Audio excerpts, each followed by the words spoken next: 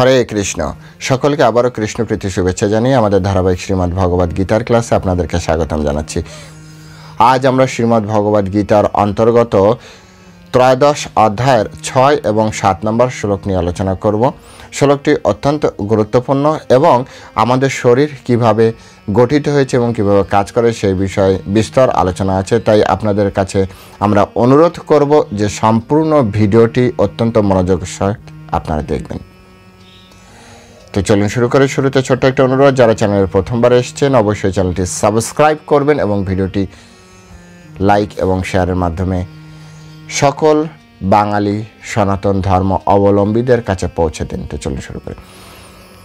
নমঃ বিষ্ণুপাদায় কৃষ্ণপ্রেষ্ঠায় ভূতলে শ্রীমতী ভক্তিবেদান্ত স্বামিনীতি নামিনে নমস্তে সারস্বতী দেবে গৌরবাণী প্রচারিণে নির্বিশেষ শূন্যবাদী পাশ্চাত্য দেশতারিণে বাঞ্ছা কল্পতরুর্ভৈষ্ঠ কৃপা সিন্ধু ব্যবচ পতিতানাং পাবনেভ্যো বৈষ্ণবেভ্যো নমো নমঃ। জয় অনন্ত কোটি বৈষ্ণববৃন্দ কি জয়, শিল প্রভুপাদ কি জয়, নিতাই গৌর সীতানাথ প্রতি প্রেমানন্দে হরি বল। হরে কৃষ্ণ কৃষ্ণ কৃষ্ণ হরে হরে, হরে রাম রাম রাম হরে হরে। ওম নমো ভগবতে বাসুদেবায়। ওম নমো ভগবতে বাসুদেবায়। ওম নমো ভগবতে বাসুদেবায়। শ্রীমদ্ ভগবদ গীতা ত্রয়োদশ অধ্যায় প্রকৃতি পুরুষ বিবেক যোগ, শ্লোক নাম্বার 6 এবং 7। মহাভূতানি অহংকারো বুদ্ধির অব্যক্তম এব চ ইন্দ্রিয়াণি দশবৈকাম চ পঞ্চ চ ইন্দ্রিয়গোচরা ইচ্ছা দেশ সুখম দুঃখম সংঘাতশ্চেতনাধৃতি ইতচ্ছেত্রম সমাসেন সবিকারম উদারিতম। মহাভূতানি অহংকারো বুদ্ধির অব্যক্তম এব চ ইন্দ্রিয়াণি দশৈকম চ পঞ্চ চ ইন্দ্রিয়গোচরা ইচ্ছা দেশ সুখম দুঃখম সংঘাতশ্চেতনাধৃতি ইতচ্ছেত্রম সমাসেন সবিকারম উদারিতম। হরে কৃষ্ণ। এখন আমরা এই সংস্কৃত শ্লোকের শিল প্রভুপাদ কর্তৃক যে বাংলা ভাষানুবাদ দেওয়া হয়েছে সেই ভাষানুবাদ আমরা শ্রবণ করব। অনুবাদ: পঞ্চ মহাভূত, অহংকার, বুদ্ধি, অব্যক্ত, 10 ইন্দ্রিয় ও মন, ইন্দ্রিয়ের 5টি বিষয়, ইচ্ছা দেশ সুখ দুঃখ সংঘাত অর্থাৎ পঞ্চমহাভূতের পরিণাম রূপ দেহ, চেতনা ও ধৃতি, এই সমস্ত বিকারযুক্ত ক্ষেত্র সংক্ষেপে বর্ণিত হলো। আমি আরেকবার বলছি। পঞ্চমহাভূত, অহংকার, বুদ্ধি, অব্যক্ত, 10 ইন্দ্রিয়, মন, ইন্দ্রিয়ের 5টি বিষয়, ইচ্ছা দেশ সুখ দুঃখ সংঘাত অর্থাৎ পঞ্চমহাভূতের পরিণাম রূপ এই দেহ, তারপরে হচ্ছে চেতনা ও ধৃতি, এই সমস্ত বিকারযুক্ত ক্ষেত্র এবং সংক্ষেপে বর্ণিত হলো। হরে কৃষ্ণ। জয় শিল প্রভুপাদ কি জয়। এখন আমরা শিল প্রভুপাদ কর্তৃক এই সংস্কৃত শ্লোকের উপরে যে তাৎপর্য প্রদান করা হয়েছে এই তাৎপর্যের আলোকে আমরা এই শ্লোকটি হৃদয়ঙ্গম করার চেষ্টা করব এবং এই শ্লোকটি কেন পরমেশ্বর ভগবান বললেন এবং এই শ্লোকের মাধ্যমে আমাদের জন্য কি শিক্ষা রয়েছে, কি তত্ত্ব রয়েছে সেই বিষয় সম্পর্কে আমরা জানবো। তো চলুন শুরু করি। এখানে প্রথমে আমরা দেখব যে পরমেশ্বর ভগবান কেন এই শ্লোকটি বললেন। পরমেশ্বর ভগবান এই শ্লোকটি বলার পিছনে কারণ হচ্ছে এই অধ্যায়েরই 4 নম্বর শ্লোক। যাদের কাছে ভগবদ গীতা আপনারা খুলে রেখেছেন সামনাসামনি তারা অবশ্যই দেখবেন। 4 নম্বর শ্লোকে ভগবান বলছেন তৎক্ষেত্রম চ যদৃক চ যদ বিকারি যতশ্চ যত সজ মহৎ প্রভাবশ্চ তৎসমাসেন মে শৃণু। সেই ক্ষেত্র কি, এই ক্ষেত্র কি, ক্ষেত্র সম্পর্কে কিন্তু প্রথম শ্লোকে আপনার অর্থাৎ 13 অধ্যায় প্রথম শ্লোকে অর্জুন প্রশ্ন করেছিল যে ক্ষেত্র কি, প্রকৃতি কি, পুরুষ কি, তারপর হচ্ছে ক্ষেত্র কি, ক্ষেত্রজ্ঞ কি, এইসব বিষয় সম্পর্কে প্রশ্ন করেছিল, জ্ঞান জ্ঞেয়। তো এখন এখানে পরমেশ্বর ভগবান সেই ক্ষেত্র কি তিনি আবার বলছিলেন, ক্ষেত্র কি, তার বিকার কি, তার প্রকার কি, তার বিকার কি এবং তা কার থেকে উৎপন্ন হয়েছে, সেই ক্ষেত্রজ্ঞের স্বরূপ এবং তার প্রভাব কী এবং সেই সম্পর্কে সংক্ষেপে আমার কাছে শ্রবণ করো।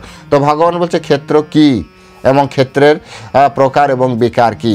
তো এই শ্লোকে ক্ষেত্র, ক্ষেত্রের প্রকার এবং বিকার সম্পর্কে আলোচনা করা হয়েছে। পরমেশ্বর ভগবান বলছেন আমার কাছ থেকে শ্রবণ করো।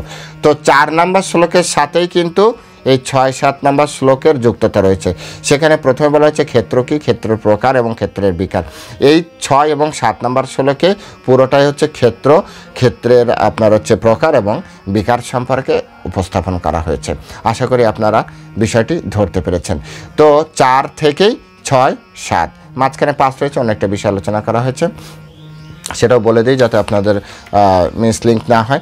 এখানে 5 নম্বর শ্লোকে বলেছিল এই ক্ষেত্রজ্ঞের জ্ঞান ঋষিগণ কর্তৃক অর্থাৎ বিভিন্ন শাস্ত্র থেকে বিভিন্ন মনি ঋষিরা যা বলেছে সেই বিষয়েই যুক্তিযুক্ত সিদ্ধান্ত আকারে বর্ণিত হয়েছে কোথায়? বেদান্ত সূত্রে। এবং সেই বেদান্ত সূত্রের সূত্র ধরে পরমেশ্বর ভগবান আমাদেরকে বোঝাচ্ছেন। অর্থাৎ বেদান্ত সূত্র প্রথমে তিনি বেদ প্রথমে আপনার ব্রহ্মাকে দিলেন, পরবর্তীতে সেই বেদ থেকে বেদান্ত আসলো, বেদান্ত সূত্র থেকেই আবার তিনি বলছেন। অর্থাৎ ওনার দেওয়া জ্ঞান উনি ঘুরিয়ে নিজে আবার অন্যের কাছ থেকে নিচ্ছেন। এটাকে গুরু পরম্পরাকে এস্টাবলিশড করার জন্যই উনি এই মানে যে একটা পরিস্থিতি, সেই পরিস্থিতি তিনি সৃষ্টি করলেন যে গুরু পরম্পরায় আমাদের জ্ঞান গ্রহণ করতে হবে। যেভাবে আমরা পরমেশ্বর ভগবানেরই জ্ঞান পাচ্ছি, কিন্তু আমাদের গুরু পরম্পরার মাধ্যমে পাচ্ছি। পরমেশ্বর ভগবান যে জ্ঞান যেভাবে দিয়েছে, যেভাবে ভগবদ্গীতার এই সংস্করণের নাম, শিল প্রভুপাদ এই সংস্করণের নাম রেখেছেন যথাযথ মানে যেভাবে উনি বলেছেন সেইভাবেই ব্যাখ্যা করার চেষ্টা করা হয়েছে। এখানে কোনো মানসিক জল্পনা কল্পনার কোনো অস্তিত্বই নেই। অ্যাজ ইট ইজভাবে সংস্কৃত শ্লোকগুলো কিছু ভেঙে ব্যাখ্যা করতে যে বাংলা ভাষায় উপস্থাপনের জন্য বা কিছুটা উদাহরণের মাধ্যমে সেগুলি বোঝানোর জন্য হয়তো অনেক বড় হয়েছে। অনেকে বলতে পারেন তাহলে সংস্কৃত শ্লোকের বাংলা ট্রান্সলেশন করে দিলেই তো হতো, মাঝখানে আবার এত কথা বলার কি দরকার ছিল, এত কথা লেখার কি দরকার ছিল? তার মানে নিজের মনের জল্পনা কল্পনা মেশানো হয়েছে? একদমই না। পুরো বিষয়টি হচ্ছে তাত্ত্বিকভাবে উপস্থাপন করা হয়েছে, সহজ সাবলীল ভাষায় বোঝার জন্যই উপস্থাপন করা হয়েছে। আমি সেই বিষয়টি আপনাদেরকে বোঝানোর চেষ্টা করব যে এই শ্লোকে তাৎপর্য বা প্রত্যেকটা শ্লোকের তাৎপর্য কেন এরকম বড় হচ্ছে। যেমন এখানে প্রথমে বলা হচ্ছে মহাভূতানি অহংকার। এই যে মহাভূতানি, মহাভূত বলতে অনেকেই বুঝে না। যারা সংস্কৃতিতে পড়াশোনা করেছেন বা যারা ধর্মের সাথে ছোটবেলা থেকে রিলেটেড, তারা বুঝতে পারে ভূত মানে তো আমরা জানি ভূত প্রেত এইসব, আর মহাভূত মানে বিশাল বড় একটা দৈত্য বা বিশাল বড় একটা ভূত। কিন্তু আসলে সংস্কৃতিতে বা ভগবদ্গীতায় মহাভূত বলতে অন্য কিছু বোঝাচ্ছে। মহাভূত বলতে কি বোঝায় সেটি আমাদের আগে দেখা দরকার।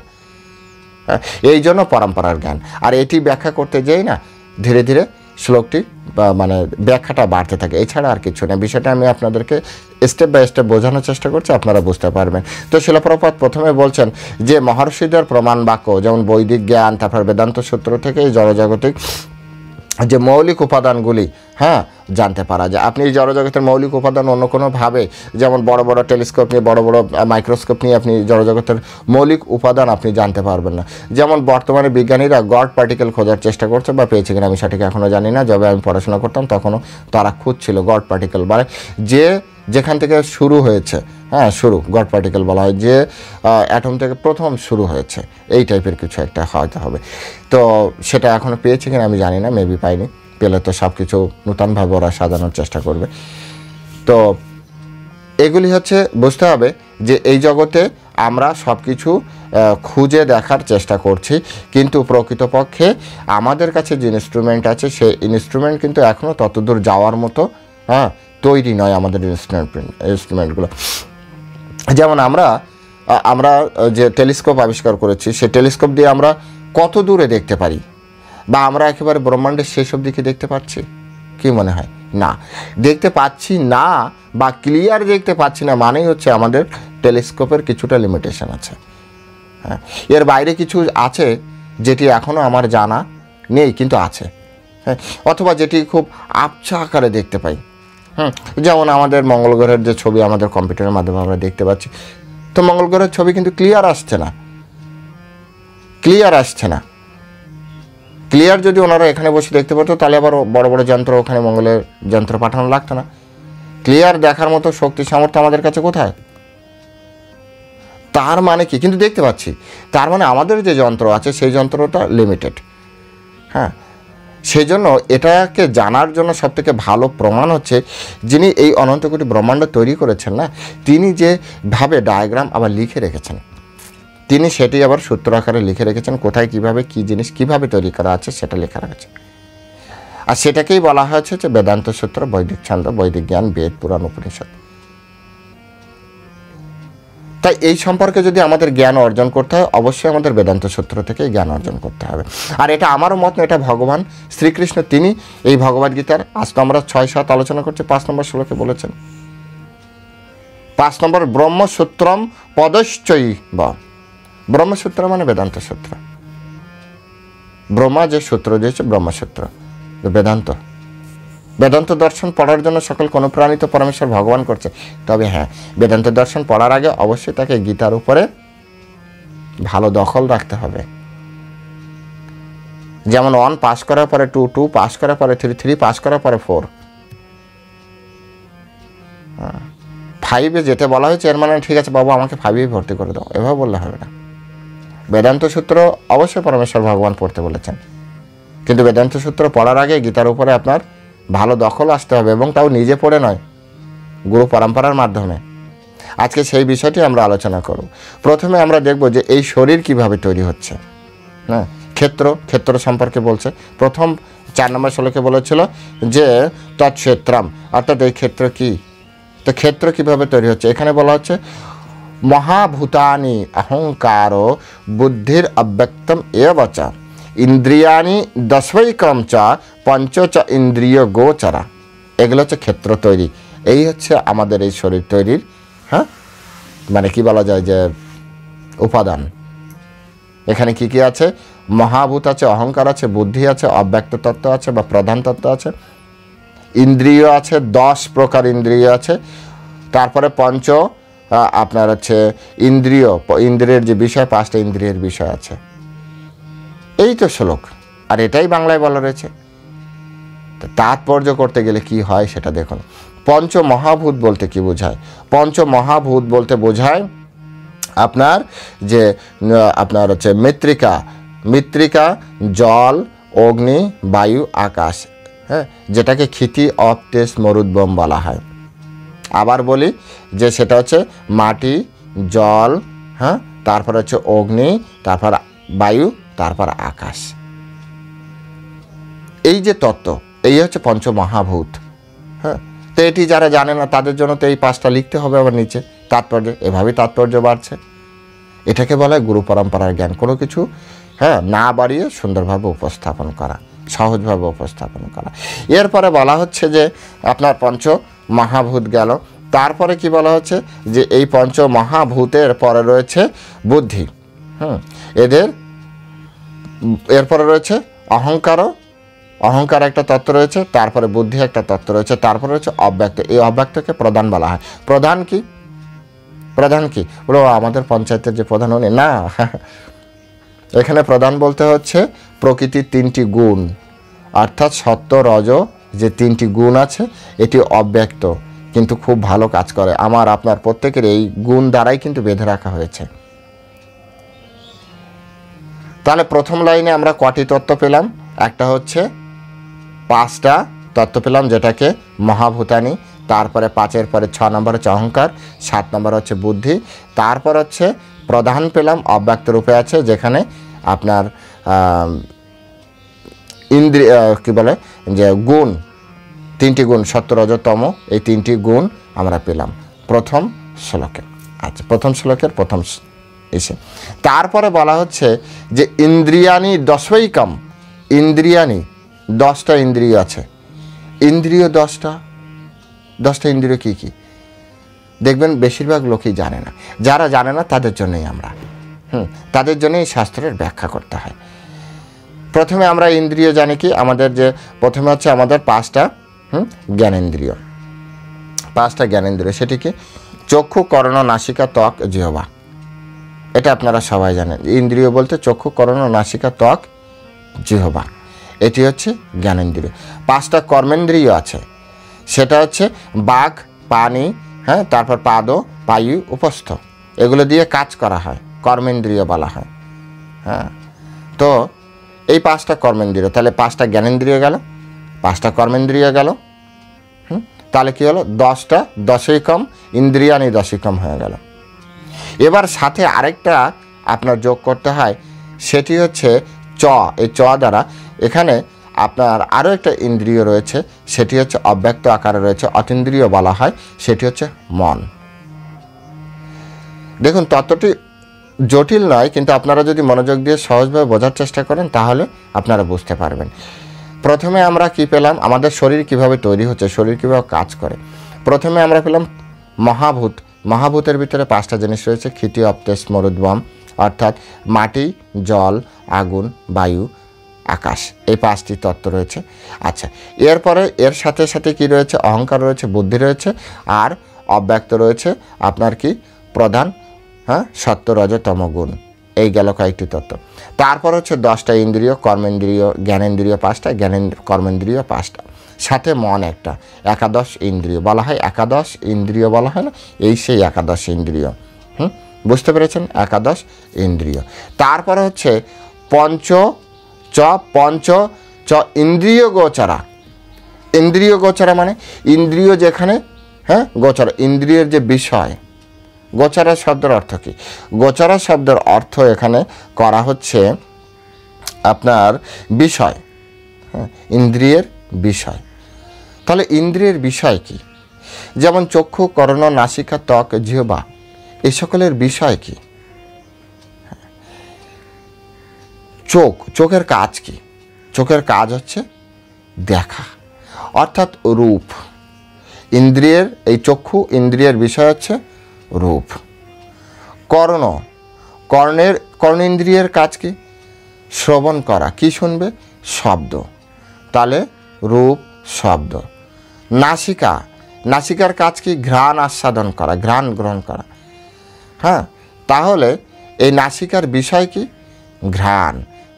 নাসিকার বিষয় হচ্ছে আপনার ঘ্রাণ গ্রহণ করা, গন্ধ। তারপর হচ্ছে চক্ষু, কর্ণ, নাসিকা, ত্বক। ত্বকের কাজ কি? ত্বকের কাজ স্পর্শ, সুখ অনুভব করা, তাই এর বিষয় হচ্ছে স্পর্শ। তারপরে জিহ্বার কাজ কি? স্বাদ আস্বাদন করা, অর্থাৎ রস আস্বাদন করে সে করবে। তাই এখানে যে আপনার ইন্দ্রিয় গোচারা বলতে কি বোঝাচ্ছে? ইন্দ্রিয় গোচারা বলতে বোঝায় আপনার ইন্দ্রিয়ের যে বিষয়, অর্থাৎ রূপ, রস, গন্ধ, শব্দ, স্পর্শ। আমি আবার বলছি, রূপ, রস, গন্ধ, শব্দ, স্পর্শ। এই 5টি হচ্ছে 5টা ইন্দ্রিয়ের চারণ ভূমি। এখানেই ওরা গোচারণ বলে না, যে গোচারণ করে, অর্থাৎ সেখানেই চলাফেরা করে। আমাদের ইন্দ্রিয়গুলি এইসব বিষয়গুলো নিয়েই চলাফেরা করে। এখন তাহলে আমাদের কটি তত্ত্ব আসলো টোটাল? কটি তত্ত্ব? আবার বলি, প্রথমে হচ্ছে আপনারা হিসাব করবেন। প্রথমে হচ্ছে আপনার মহাভূত। মহাভূতে কি আছে? 5টা, জল, মাটি, আগুন, বায়ু, আকাশ, এই গেল 5টা। তারপর আসছে কি? অহংকার, 6টা। তারপর আসছে আপনার বুদ্ধি, 7টা। তারপর আসছে 3টি প্রধান, অর্থাৎ ওটাকে বলা হচ্ছে সত্যগুণ, রজগুণ, তমগুণ। সত্যগুণ, রজগুণ, তমগুণ। আচ্ছা, এরপরে কি আসছে? 10টা ইন্দ্রিয়। 10টা ইন্দ্রিয় কি কি আছে? 10টা ইন্দ্রিয় হচ্ছে আপনার জ্ঞানেন্দ্রিয় 5টা, কর্মেন্দ্রিয় 5টা। তো 10টা ইন্দ্রিয় এখান থেকে আপনার এটা হচ্ছে 10, তো 20 হয়ে গেল। তারপরে হচ্ছে আপনার 10টা ইন্দ্রিয়, তারপর হচ্ছে আপনার মন একটা, 21টা হয়ে গেল। তারপরে হচ্ছে আপনার 5টি ইন্দ্রিয় গোচারা মানে চারণভূমি, তাহলে আপনার 26টি।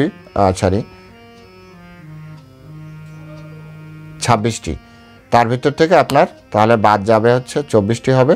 তো এইখানে প্রধান হিসেবে ধরা হয়েছে, অর্থাৎ আপনার এই যে সত্য, রজ, তমগুণ, এই 3টিকে বাদ দিয়ে 3টিকে শুধুমাত্র প্রধান একটা হিসেবে ধরা হয়েছে। তাহলে এইটাকে বলা হয় 24টা তত্ত্ব। আমাদের বলা হয় না যে শরীর 24টা তত্ত্ব দ্বারা তৈরি, এই হচ্ছে 24টা তত্ত্ব। এই 24টা তত্ত্ব হচ্ছে সমষ্টিগতভাবেই হচ্ছে আমাদের কর্মক্ষেত্র। ইদম শরীরম কৌন্তেয় ক্ষেত্রম ইতি অভিধীয়তে, এই হচ্ছে সেই কর্মক্ষেত্র। এই 24টি তত্ত্ব সম্মিলিতভাবেই কর্ম করে, আর এর সাথেই হচ্ছে আমাদের থাকতে হয়।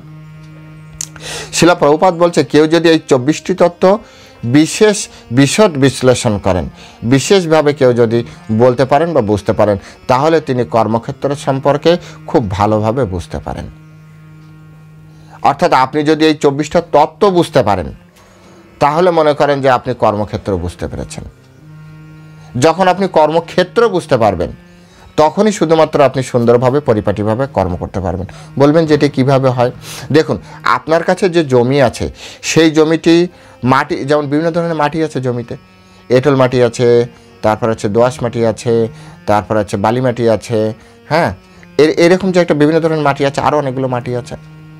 তো যদি কোনো একজন কৃষক তার মাটি বুঝতে পারে, তার জমি বুঝতে পারে, তাহলে সেই জমিতে কি ধরনের ফসল ফলানো যায় সে সেটি বুঝতে পারবে। কারণ সব মাটিতে সব ধরনের ফসল হয় না, এক এক মাটিতে এক এক ধরনের ফসল বিশেষভাবে হয়, এক এক মাটির পরিচর্যার ধরন এক এক রকম। সেই কারণে শিল প্রভুপাদ এখানে স্পষ্ট করে বললেন, এবং কৃষ্ণ কেন এই তত্ত্বটি উপস্থাপন করলেন, যে আমরা যদি আমাদের শরীরকে না জানি, আমরা যদি আমাদের এই কর্মক্ষেত্র সম্পর্কে পূর্ণরূপে জ্ঞাত না হই, এই 24টি তত্ত্ব সম্পর্কে যদি আমরা জ্ঞাত না হই, তাহলে আমরা কিভাবে আমরা কর্ম করতে পারবো? যার কর্মক্ষেত্র, অর্থাৎ একজন ব্যক্তি অফিসে চাকরি করে কিন্তু অফিসই চেনে না, তো সকালবেলা বেরিয়েছে, কোন অফিসে ঢুকবে সে, কোন অফিসে যাবে সে, কোন অফিসে যাবে, কোন চেয়ারে যে সে বসবে, তার তো একটা কর্ম করবে। তাই প্রথমে হচ্ছে আমাদের কর্মক্ষেত্র সম্পর্কে আইডিয়া রাখতে হবে। এটাই হচ্ছে পরমেশ্বর ভগবান 4 নম্বর শ্লোকে বলেছিলেন, আমি তোমাকে সংক্ষেপ আলোচনা করছি। এই যে আলোচনা, এটাও কিন্তু সংক্ষেপ আলোচনা। এরপরে রয়েছে এটার আবার কিভাবে, হ্যাঁ, তারপরে এই যে শরীর গেল, এই শরীরে আবার বিকার রয়েছে, শরীর আবার কি করে, নিজের যে অভিব্যক্তি প্রকাশ করে কিভাবে, ইচ্ছা দেশ সুখম দুঃখম। এখন এই শরীর যখন বুঝতে পেরেছেন, এই শরীরের সাথে যুক্ত আছে কি কি, ইচ্ছা, দেশ, সুখ, দুঃখ। এগুলো হচ্ছে স্থূলদেহের অন্তর্ভুক্ত পঞ্চমহাভূতের পারস্পরিক ক্রিয়া বা অভিব্যক্তি। এরা একে অপরের সাথে মেলবন্ধন করে চলে। যখন শরীর আছে তখন ইচ্ছা আছে, দেশ আছে, সুখ আছে, দুঃখ আছে, অভিব্যক্তি প্রকাশ করে এই শরীরের মাধ্যমে। যখন শরীর থাকবে না তখন ইচ্ছা, দেশ এগুলি কিছু থাকবে না। যার শরীর নেই তার ইচ্ছা নেই, যার শরীর নেই, হ্যাঁ, তার কি নেই, দুঃখ নেই, সুখ নেই। কিন্তু শরীর পঞ্চভৌতিক, এই যে মহাভূতের যে শরীর, পঞ্চভৌতিক যে শরীর, সেই শরীর থাকার সাথে সাথে এগুলি আমাদের থাকবে। তাই জীবনের লক্ষণ হচ্ছে কি, তারপরে বলছে আচ্ছা, সংঘাত। জীবনের লক্ষণ কি? চেতনা, ধৃতি, এগুলি হচ্ছে জীবনের লক্ষণ। একজন ব্যক্তি যে মানে জীবিত না মৃত, তো দেখবেন যে তার ভিতরে চেতনা আছে কিনা।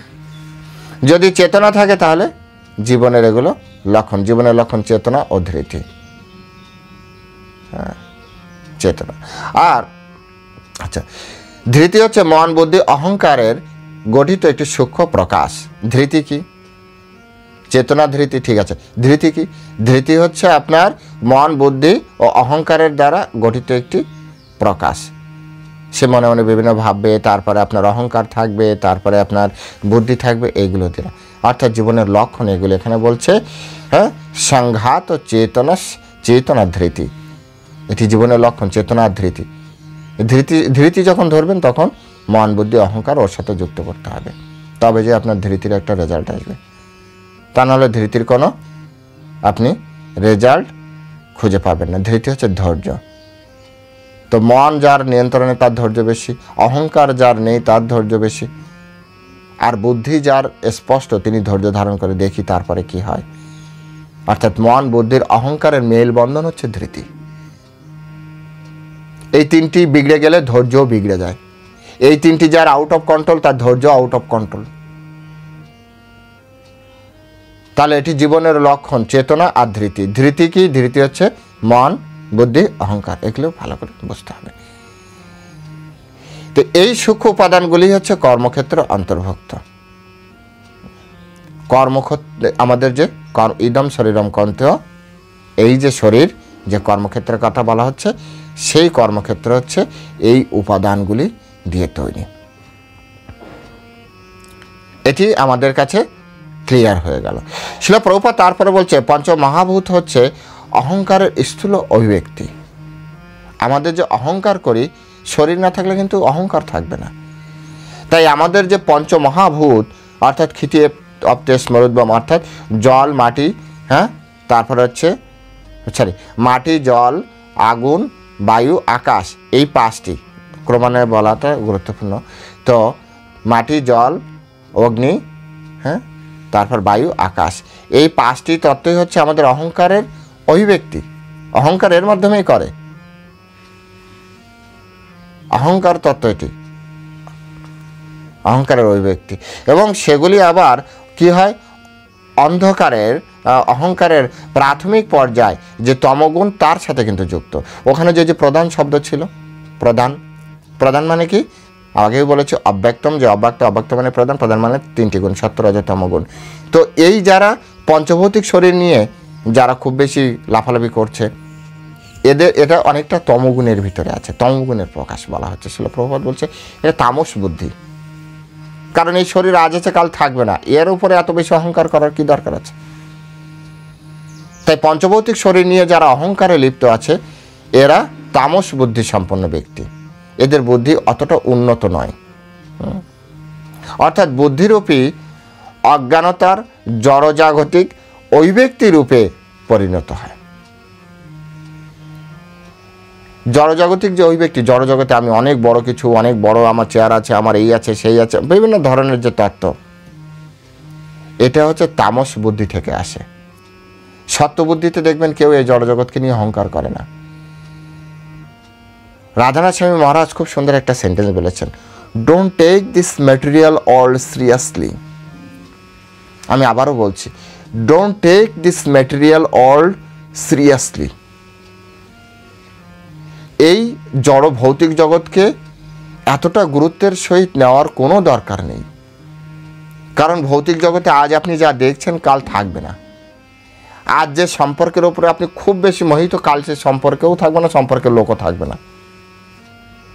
সেই জন্য সাধুরা এই জড় বা তামস, হ্যাঁ, যে অহংকার, সেই অহংকার বা তামস বুদ্ধি থেকে অনেকটা দূরে থাকে। তো এটি আবার জড়া প্রকৃতির ত্রিগুণের অব্যক্ত স্তরে অভিব্যক্ত হয়। জড়া প্রকৃতির অব্যক্ত তিনটি গুণকে বলা হয় হচ্ছে প্রধান। আগে বলেছি প্রধান বলা হচ্ছে। শিলা প্রভুপাদ বলছে, যদি কেউ এই 24টি তত্ত্ব সম্পর্কে আরও বিশদভাবে জানার আগ্রহ প্রকাশ করেন, তাহলে তাকে পূর্ণ সাংখ্য দর্শন পড়তে হবে। পূর্ণ সাংখ্য দর্শনে যে এই পুরো 24টি তত্ত্ব উপস্থাপন করা হয়েছে, যা পরমেশ্বর ভগবান মাত্র 2 শ্লোকের ভিতরে ঘ্যাস করে ঢুকিয়ে দিয়েছে। এখানে তো শুধু পরমেশ্বর ভগবান মানে কি বলা যায় যে একেবারে সার সংক্ষেপ বলেছে। এবং পরমেশ্বর ভগবান বলেছেন এখানে যে তৎসমাসেন মে শৃণু, সমাসেন মে শৃণু, সংক্ষেপে শ্রবণ করো। তো এখানে সংক্ষিপ্ত বিষয়। এখন সংক্ষিপ্ত বলার উদ্দেশ্য কি, যাতে আপনারা বৃহৎভাবে জানার চেয়ে হৃদয় প্রকাশ রাখতে পারেন যে আমি বিষয়টি বৃহৎভাবে জানতে চাই। কিন্তু বর্তমান যুগের যে অবস্থা, কে এই সকল বিষয় জানবে? কিন্তু জানার ইচ্ছা প্রকাশ করা উচিত। পরমেশ্বর ভগবান ক্লু দিচ্ছে কিসের জন্য? কেন ক্লু দিয়েছে?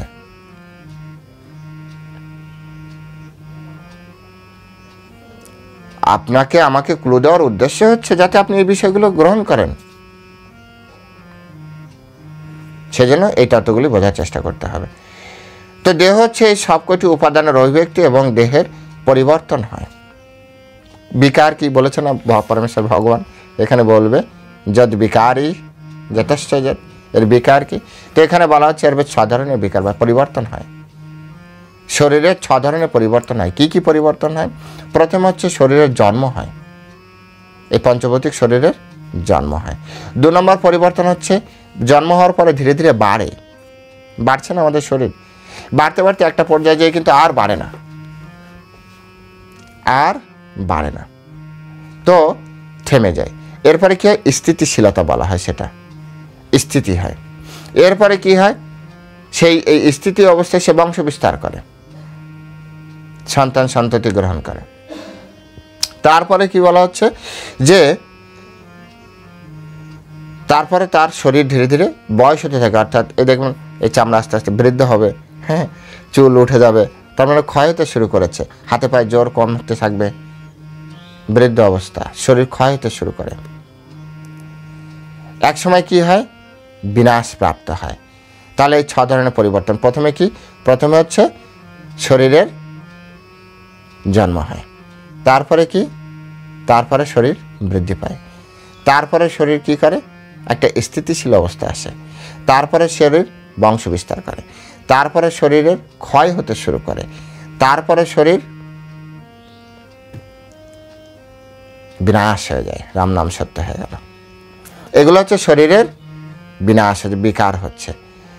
তাই ক্ষেত্র হচ্ছে অস্থায়ী, হ্যাঁ, জড়বস্তু। তবে ক্ষেত্রের মালিক ক্ষেত্রজ্ঞ কিন্তু চিরস্থায়ী, হ্যাঁ, ন জয়তে ন ম্রিয়তে, ক্ষেত্রজ্ঞ আত্মা, আত্মা কিন্তু চিরস্থায়ী।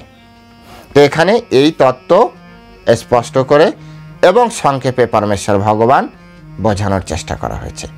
আমি যতটা পেরেছি, হ্যাঁ, আপনাদের বোঝানোর চেষ্টা করেছি। আপনারা বুঝতে পেরেছেন কি না কমেন্ট সেকশনে লিখবেন,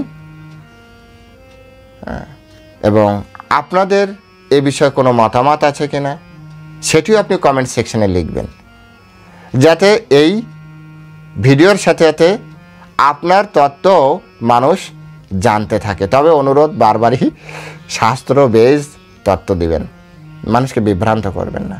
হ্যাঁ, হতে পারেন অনেক পয়েন্ট আমি ছাড়িয়ে গেছি যেটা আপনি জানেন, সেই পয়েন্টগুলো আপনি লিখবেন, বা আমার থেকে আরও সুন্দরভাবে আপনি শর্টে আপনি ব্যাখ্যা করতে পারছেন। যতটা কমেন্ট সেকশনে লিখতে তার সমস্যা নেই, লিখুন, আপনার তত্ত্ব প্রচারিত হোক। হরে কৃষ্ণ, সকলে ভালো থাকবেন।